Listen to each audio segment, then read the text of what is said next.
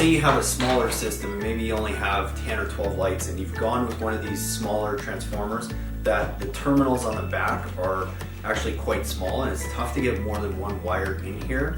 Kind of the hack or the trick around that, what you can do, especially if you have lights on two sides of the property, you don't want to have to run a continuous loop around the whole property. You're not going to fit two wires into this tap like this, but what you can do is you can have your two wires that run out to, say, one side of the driveway, your two wires that run out to the other side of the driveway, and then at the base of the transformer, you just make a T into that line, and then you have one wire that goes up to the transformer.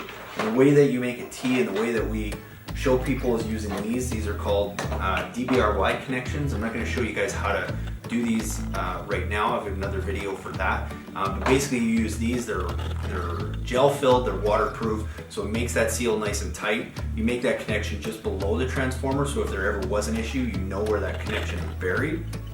But that's a simple way to run two lines out and still have just one wire coming into the transformer that's easily going to fit into some of these smaller transformers if you're doing a smaller system that's maybe 8 to 10 or 12 lights.